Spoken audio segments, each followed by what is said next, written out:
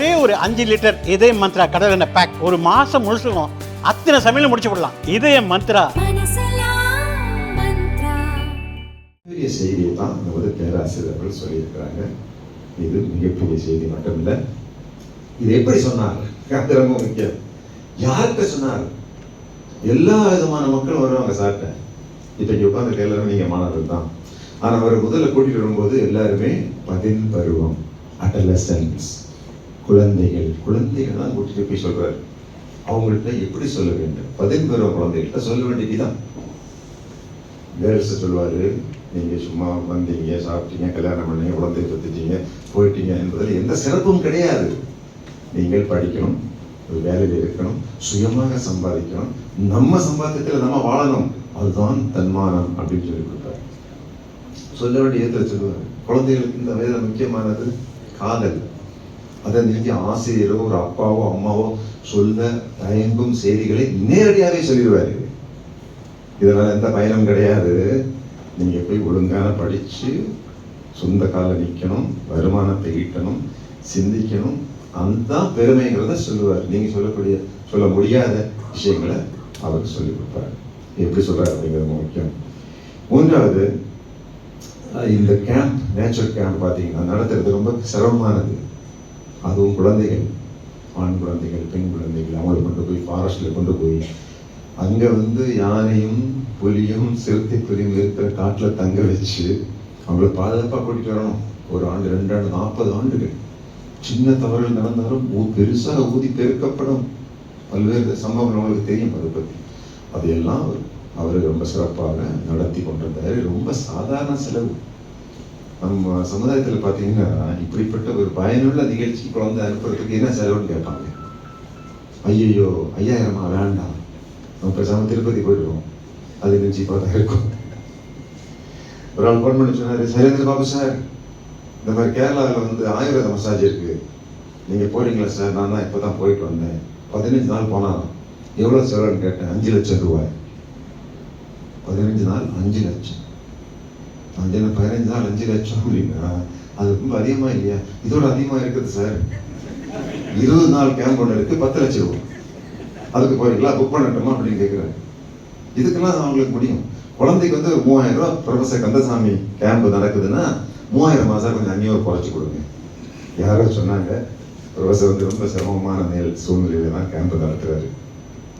ப்ரொஃபசருக்கு ஒரு கார் வாங்கி கொடுக்கலான்னு நாங்கள் ஒரு சிலர் ஐடியா போட்டோம். ஒரு காலத்தில் நான் இப்போ வீட்டில் சொன்ன ஒய்ஃபு கிட்ட, ப்ரொஃபசர் கந்தசாமி எவ்வளோ கஷ்டப்படாரு, ஒரு ஜீப் வாங்கி கொடுக்கணும். எங்கள் அவர் கேட்டா, உனக்கே கார் இல்லை, நீயே இன்னும் கார் வாங்க. உண்மைதான், நான் இது வரைக்கும் சைக்கிள் தான் வாங்கியிருக்கேன். ரிட்டையர்ட் ஆன பணத்தில் தான் முதலாக ஒரு கார் வாங்குறேன். அதுவும் ஒரு செகண்ட் ஹேண்ட் கார். நமக்கு எல்லாமே இருக்கு, பணம் மட்டும் இல்லை. அதான் சொல்றாரு. ஸோ அவர் ரொம்ப டைட்டாக கஷ்டப்பட்டு சின்ன சாதாரண செலவில் தான் இந்த கேம்பெல்லாம் நடத்தியிருக்காரு. அவர் கேம்ப் நடத்துகிற விதமே ரொம்ப ஸ்பெஷலாக இருக்கும். இறுதியாக நிறைய தடைகள். அவர் கேம்ப் நடத்தும் போது திடீர்னு இந்த மாதிரி ஃபாரஸ்ட்டுக்குள்ளே கூட்டிகிட்டு போகக்கூடாது, கேம்ப் போடக்கூடாதுன்னு சொல்லி தடை போட்டாங்க.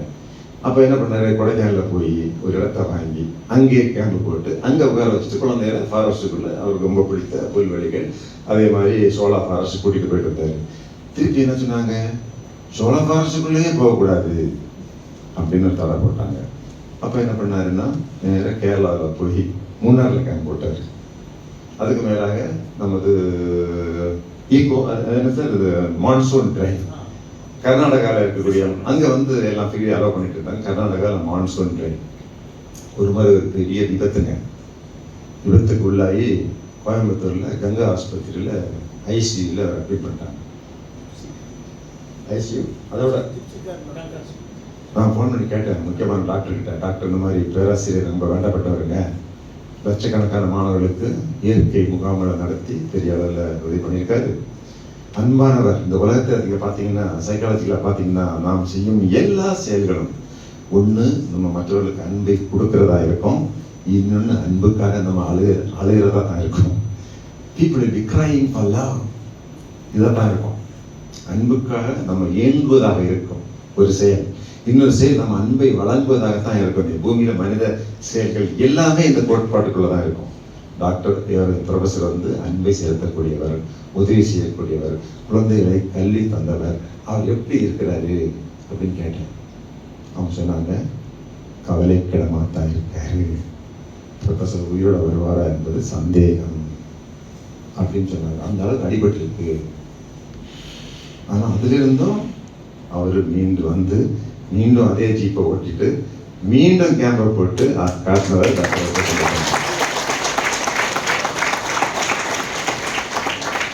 ஏன்னா முதல்ல சொன்ன மாதிரி உதவி செய்யக்கூடியவர்கள் மிக மிக குறைவுங்க. நிறைய பேர்ட்ட வசதி இருந்தாலும் எல்லா அதிகாரம் இருந்தாலும் உதவி செய்கிறதுங்கிறது வரமாட்டேங்குது. அரசாங்க ஊழியர்களை பாருங்க, நீங்க ஏதோ காரியம் ஒரு சர்டிஃபிகேட் வாங்கணும், ஏதோ ஒரு காரியம் போறீங்க, ஒரு அரசு அலுவலகத்துக்கு போறீங்க, போறோன்னா வாங்க சார் உட்காருங்க, காஃபி சாப்பிட்றீங்களா, டீ சாப்பிட்றீங்க, 15 வயசு பொண்ணை காணுங்க, நீங்களே போய் தேடுங்க, இன்ஸ்பெக்டர் வந்து மீட்டிங் போயிருக்காரு, நாளைக்கு தான் வருவாரு அப்படின்னு சொல்றாங்க. அன்பு என்பது, உதவி என்பது செய்யறது வந்து இயற்கையாக வருவதில்லை. இது சொந்தங்களுக்கு பெரிய பிரச்சனையா இருக்கு. கோயம்புத்தூர் வருது, திருச்சிக்கு போகிறது சின்ன விமானம். திடீர்னு இந்த அம்மா ஓடி வந்து, நான் ஃப்ரெண்டில் உட்காந்துருந்தேன். Ladies and gentlemen, I request 4 of you to come and occupy the rear seat. This is to balance the aircraft. விமானத்தை சரி சமம் பண்ணுறதுக்கு இந்த அந்த காலத்தில் போட்டில் எல்லாம் பாருங்க, போட்டில் இந்த பக்கம் தான் வந்துடும். இந்த ஃப்ரெண்டில் உட்கார 4 பேர் வந்து பின்னாடி உட்காருங்க சார், அப்போ தான் எங்களுக்கு விமானம் சரியாக பறக்கும், இல்லாட்டி சரிஞ்சு விழுந்துடும் அப்படின்னு சொல்கிறாங்க. நான் கேட்டே இருந்தேன். 1 2 3 எல்லாம் ஒருத்தரும் கண்டுக்காமல் இருக்கான். கடைசி அம்மா பார்த்தா இவங்கெல்லாம் தேர மாட்டாங்க. அந்த பக்கத்தில் வாழ் சொன்னார், இவரை மட்டும் கேட்காத, இவர் பழைய டிஜிபி அப்படின்னு. ஏன்டா மட்டும் கேட்கல அவங்க ஒன்றுனா கேட்குறாங்க, வாங்க வாங்க பின்னாடி உட்காராங்க. ஒரு வெள்ளைக்காரன், ஒயிட் அமெரிக்கன்ஸ் யாருன்னு தெரியாது எனக்கு, அவர் வந்து அமெரிக்காவாக இருக்கலாம். வாட்ஸ் த மேட்டர் அவன் கேட்குறாரு. இந்த மாதிரி சொல்லுது, gentlemen, we want 4 people from the front row to come and sit in the rear row to balance the aircraft. Oh, no problem. உடனே அந்த எல்லாமே அவருக்கு பேக் எடுத்தாரு. ப்ளீஸ் ஷோ மீ அப்படின்னு பின்னாடி உட்காந்துருங்க. ஒருத்த மட்டும் நான் பார்த்தேன், இந்த ஆளே போயிட்டாரு. இப்போ கூட நம்ம போகலன்னு வச்சுக்கோங்க, 4 பேர் பார்ப்பாங்க, சைலேருந்து பார்த்து போகலை, உதவி செய்யலை அப்படின்னா நான் டக்குன்னு நானே இருந்துச்சு ஐ வில் ஆல்சோ கோ அப்படின்னு நான் போயிட்டாங்க. மீதி அந்த அம்மா கடைசி வரைக்கும் கெஞ்சி கூத்தாடியும் ஒருத்தம் கூட போகலைங்க. அதாவது விமானம் இப்படி சரிஞ்சு கீழே விழுந்து நம்ம செத்தாலும் பரவாயில்லை, இந்த அம்மாவுக்கு ஒரு உதவி செய்யவே கூடாது. அந்த மாதிரி மைண்ட் செட் இருக்க மக்களுக்கு. இந்த சூழ்நிலையில் மிக பெரிய உள்ளத்தோடு குறைந்த செலவில் பெரிய உதவியை ப்ரொஃபஸர் அவர்கள் குழந்தைகளுக்காக செஞ்சுட்டு இருக்கிறாரு. ஸோ அந்த எல்லா கடினமான சூழ்நிலையிலிருந்தும் அவர் இன்னைக்கு மீண்டு வந்து, நீங்கள் எல்லாரும் குறிப்பிட்டது மாதிரி எந்த புக்குமே ரிலீஸ் ஆகிறதுக்கு முன்னாடி சேல்ஸ் ஆன வரலாறே கிடையாதுங்க. இப்போ வெளியே வாங்குவாங்க, வேற வந்த பிறகே வாங்க மாட்டேங்கிறாங்க, அது வேற பிரச்சனை. ஆனால் அதுதான் ப்ரொஃபஸருடைய மாணவர்களுடைய அன்பு. ஸோ அதுதான் இன்னைக்கு வெளிப்பட்டிருக்கு. இந்த புத்தகம் மக்கள் மத்தியில் ஒரு சிந்தனை உணர்வு, அது ரொம்ப முக்கியம்.